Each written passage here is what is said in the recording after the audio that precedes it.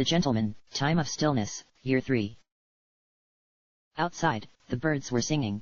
They were very amused at something, and he was tempted to throw his cane out the window. It would have been a waste, but at least they wouldn't have made as much noise. Leopold opened his eyes and stared up at the ceiling. It was dry, and cracked, and smelled of grated wood. Much like every other day. Getting to his feet uneasily, as always, he tried to remember what there was to do today. Nothing, of course, for it was likely that the rest of the house had already left. Boating, wasn't it? The stubble around his face didn't feel particularly impressive, and nothing he did was going to make it any more intimidating. When he was older, it'd probably grow out into a proper beard. Yes. Of course. Still, it was something to do. To pass the time, to kill it before resuming studies. He kept his room in perfect order. Father was always disappointed with Brand for his lack of care. And while there wasn't a lot he considered valuable, these books were his treasures. Some had come from afar afield as Istanbul, or so he had heard. He would visit it, someday. Someday. Palm in hand, Leopold lowered himself to his desk and began reading. Mathematics, linguistics, all the proper things a man should learn. Once he had confided to Delia, just once, that he had hated Latin. She had laughed, and his face had gone more red than it normally had when he was around her. But she hadn't told a soul, and for that, he had been grateful indeed. And today was a warm day, and the weather was warm and playful, and the sun seemed to be saying, "Come out, and join us, just for a while, just for a moment." Leopold closed the shutters, and went back to his work. The tome he was currently reading was about a famous philosopher, a man who had wrote about an idea of dualism, of tearing one thing from another so that you might have both, or something. If he was honest, even if only with himself, it was less than riveting. His fingers tapped against the pages, and Leopold licked his lips. Maybe it wouldn't hurt to step outside, just for a bit.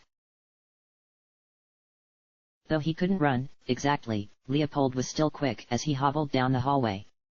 He could feel the sweat down his spine as he tried to imagine Father, having forgotten his coat, appearing from behind an empty hallway. But the rest of the family was out boating. Must have gone out, for the house was silent as it ever was. "Oh. Young master, are you going somewhere?" Almost silent, that was. As was tradition, Guillaume appeared without a sound, and this time it was the large man's turn to give Leopold a jolt, though he had long since stopped reacting to the whims of others. The fear came and passed and turned to laughter when he saw the old chef's mischievous smile. "Perhaps, just for a bit. I have elected to spend some time on my own at the moment.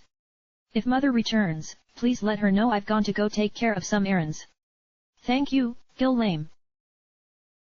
Guillaume had been more of a brother to him than his actual brothers, but you cannot have a man several decades older as a close friend. It was improper. As it was to consort with your lessers, and many other things. And so Leopold had learned caution, and distance, and they served him well. "Naturally, errands it is." "Well, it isn't any business of mine. I'll likely be out in the stables, so if you return earlier, you could always go for a ride." "That won't be the case. Thank you for the offer." Leopold responded brusquely and left before he could feel anything else. Outside, the sun was incredibly warm and hazy. It felt too hot for this place, perhaps an unseasonal heat drifting in from the high ocean, or the distant east. He liked to think of it as being exotic like that. It made the day more exciting, a little more special, a little dangerous. His cane didn't tap as loudly here, and he felt refined. A bit older, a bit more secure. He had always wanted to grow up a little faster, like that dull-eyed girl he sometimes saw hunting butterflies along the riverbank.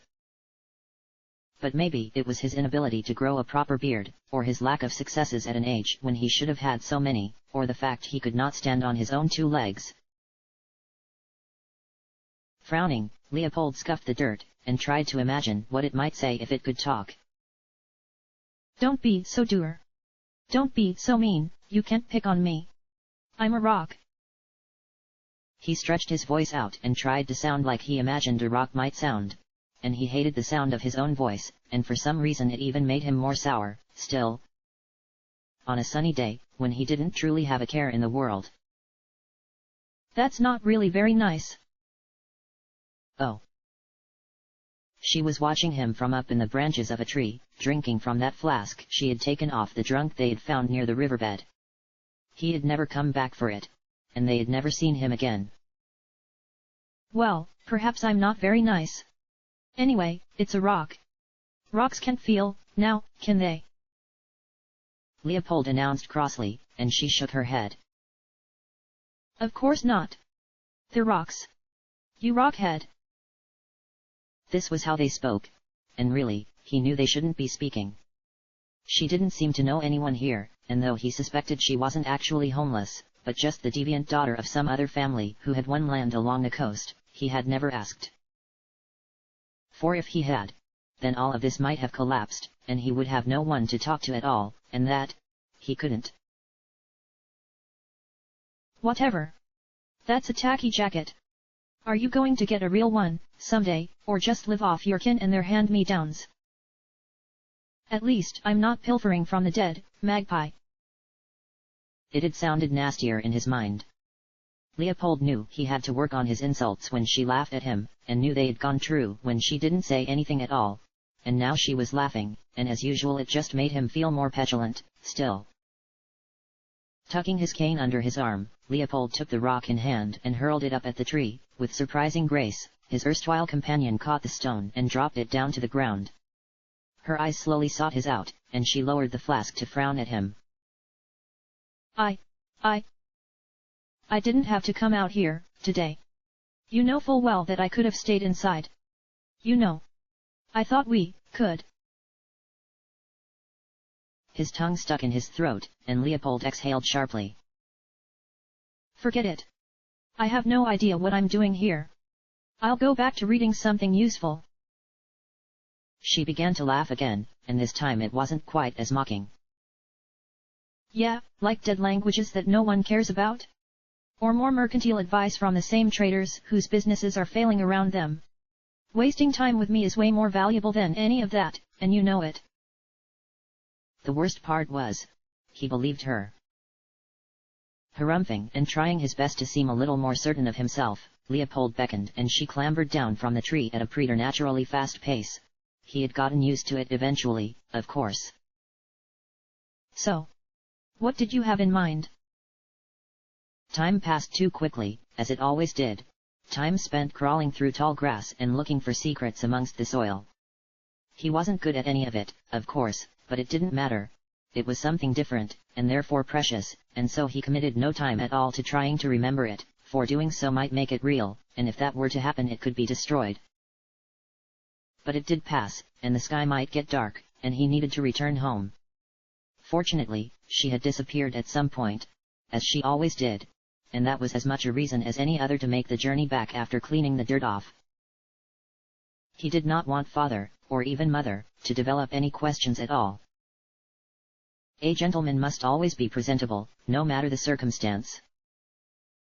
When he returned, he could Elisa outside, reading some book of poetry or another. She did not raise her eyes to greet him, though a faint and unpleasant smile crossed her face. They did not speak to one another as he passed, and he was glad for the silence. Inside, Delia was cleaning busily. She offered him a coy smile. Though it was as much her job as anything else, she was always kind to him. He worried, and felt he knew that it must be some kind of pity, but he didn't hate her for it. He didn't hate her. They're waiting for you in the dining room, something about studies. I wouldn't dally too much, if I were you.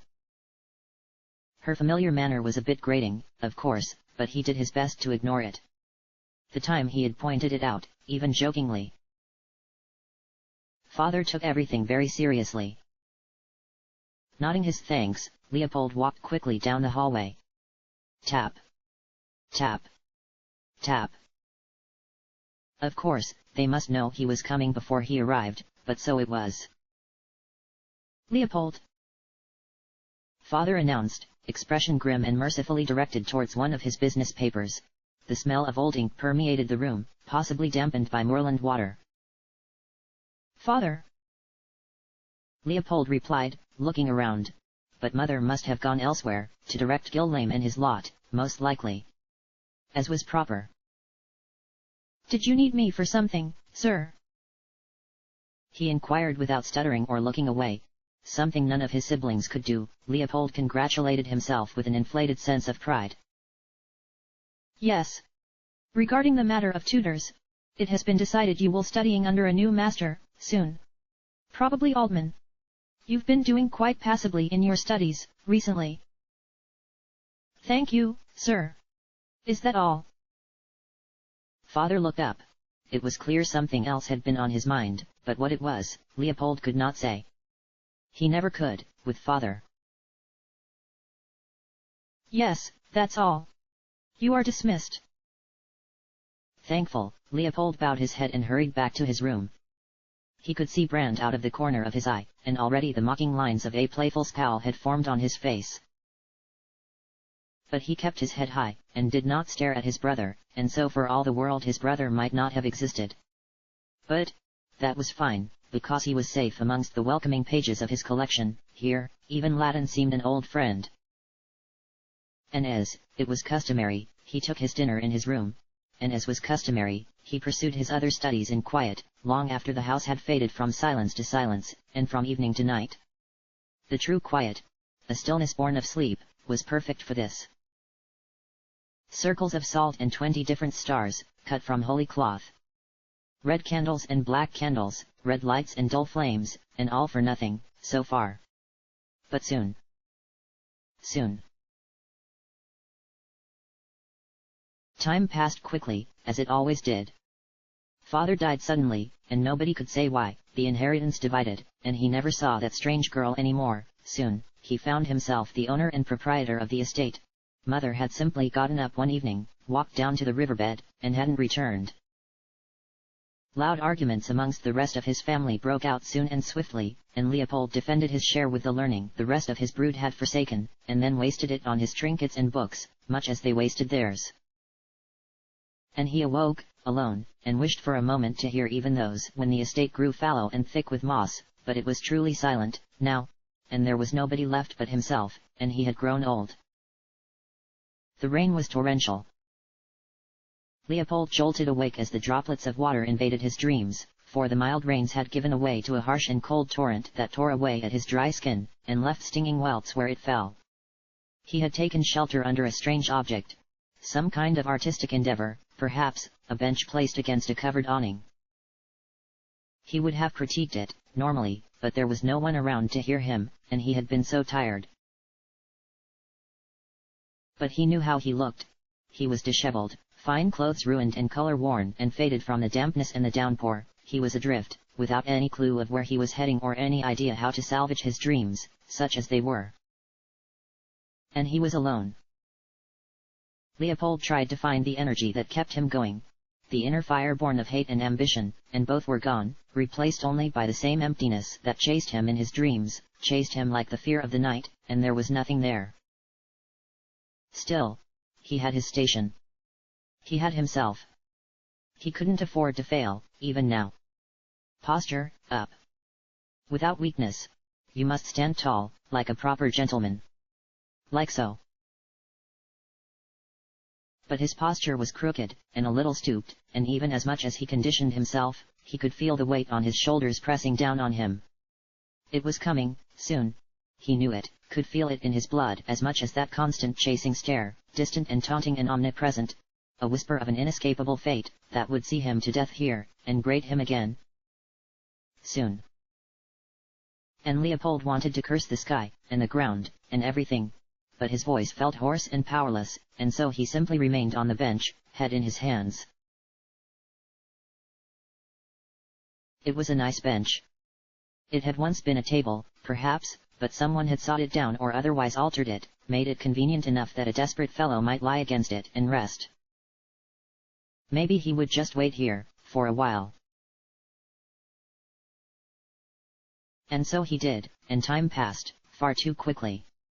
He could feel the energy leaving him, and above, he could feel the electric thrum of Dragunov in his power, so tantalizingly close and yet so distant.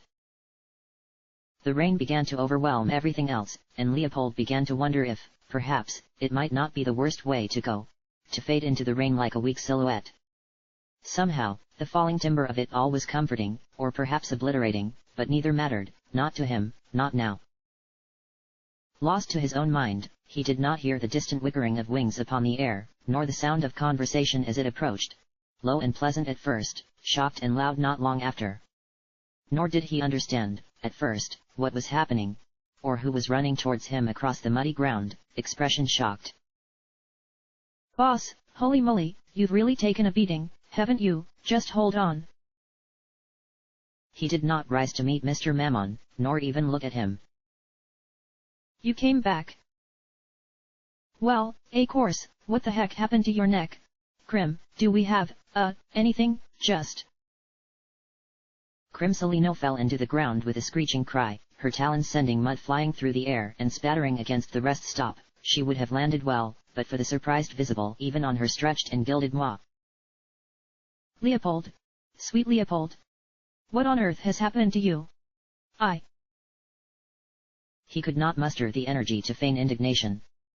And yet, somehow, he found a different kind of energy, something that had been lost to time, or perhaps to dreams. At first, he just took in air as if he were trying to find the strength to say something. It didn't occur to him that he was crying again, the second time, for some time.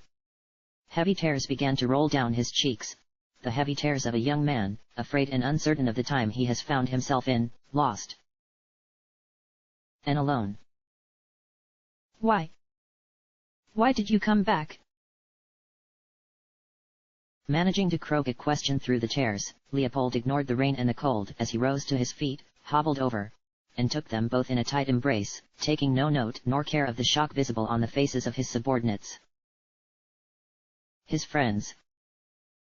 Chapter end.